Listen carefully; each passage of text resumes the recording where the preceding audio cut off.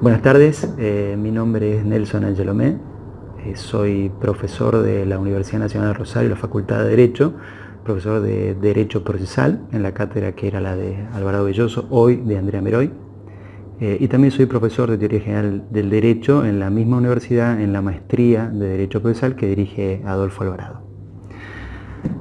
10 minutos para hablar de la acción, continuando con los conceptos que Alvarado Belloso con anterioridad ha desarrollado sobre las instancias en general. Quisiera decir 2 o 3 palabras claves o básicas respecto de la acción. Se ha discutido mucho sobre la acción y en su momento hasta ha sido dejada de lado. La palabra acción se presta a muchos equívocos, al punto que en el uso diario de los tribunales o se confunde con la pretensión o se confunde hasta con la demanda. Y según el ámbito de derecho en que nos manejemos, si es civil, si es comercial, si es procesal, puede tener distintos contenidos en su conceptualización. Desde el punto exclusivamente que nos interesa, es decir, de derecho procesal, el concepto de acción nace obviamente en Roma, en su primera época, cuando el derecho se confundía con lo que era el rito, con la religión.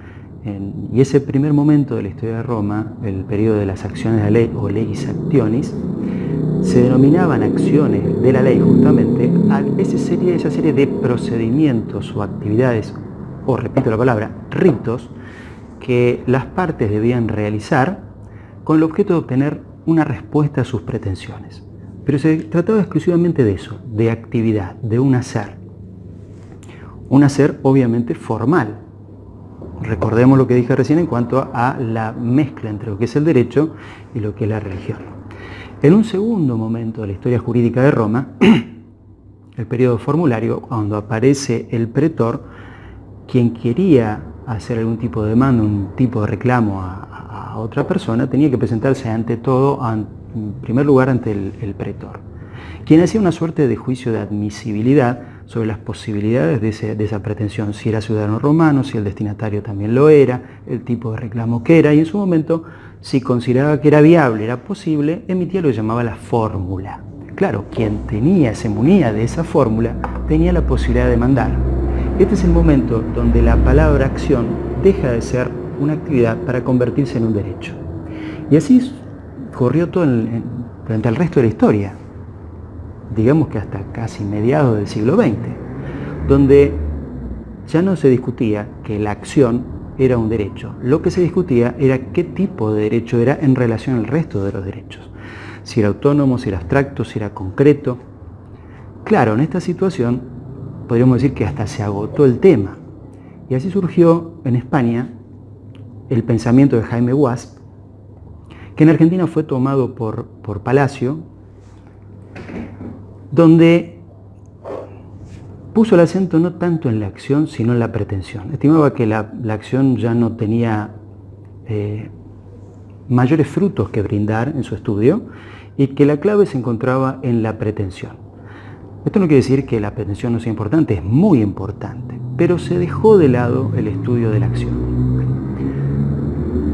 El profesor Briceño Sierra recuperó este concepto, volviendo al género originario, el primer género, aquel que apareció en la Roma antigua, la acción como actividad.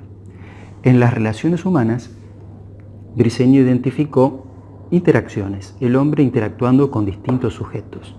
Y entre ellos, identificó que una posible interrelación era con el Estado, con la autoridad, más que el Estado, con la autoridad.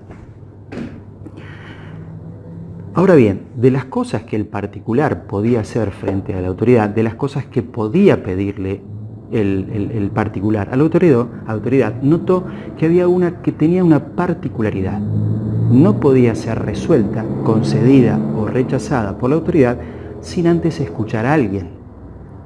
A eso lo llamó acción. Pero la acción, en el concepto de Briceño, es pura actividad, es un hacer. Esto no quiere decir que la pretensión no interese, todo lo contrario, al punto tal que lo que distingue la acción del resto de las instancias, de las 5 instancias posibles, es justamente lo que se pide. Quien se presenta a una autoridad y acciona, lo que hace que la acción sea acción consiste en que le está pidiendo a la autoridad la emisión de una resolución que afecta jurídicamente a un tercero. ¿Qué significa esto? No materialmente. Muchas sentencias, muchas resoluciones pueden afectar mi patrimonio de manera indirecta, pero es la afectación jurídica la que determina que la acción sea acción. ¿Qué significa afectación jurídica? Que lo que se pide vaya a afectar, ampliar, reducir, crear, reconocer, eliminar derechos u obligaciones. Desde este punto de vista, y por simple aplicación del precepto constitucional inviolabilidad del derecho de defensa en juicio, es evidente que la autoridad no puede resolver esa instancia, ese requerimiento, sin antes escuchar a aquel que va a ser sujeto pasivo de la resolución.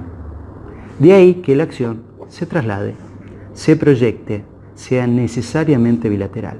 Si el resto de las instancias posibles siempre es una relación únicamente entre la autoridad y el requerente, el que insta, en la acción notamos que esa instancia, ese requerimiento, por el especial contenido de la acción, no puede ser resuelta, no puede ser decidida sin antes escuchar a aquel que va a sufrir los efectos de la pretensión contenida en la acción. Obviamente, acción y pretensión no pueden ser separadas. Incluso la demanda no puede ser separada, sino idealmente. Materialmente no hay manera de separar una cosa de la otra. Son como caras de una misma moneda. Si la acción es el acto de pedir, la pretensión es lo que concretamente se pide. Y la demanda es el documento donde se expresa por escrito la pretensión y que presentada que fuera ante la autoridad, materializa la acción. Si la acción, como dije, es el pedir y la pretensión es lo que se pide, es impensable suponer la existencia de un pedir nada. Se pide algo. Y lo que no se pide, no hay actividad de pedir. Con lo cual, van de la mano, no pueden separarse.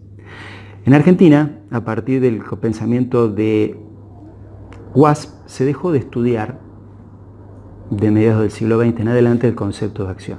Briceño lo retoma, lo revaloriza y es es el centro o el punto de partida del estudio del derecho procesal.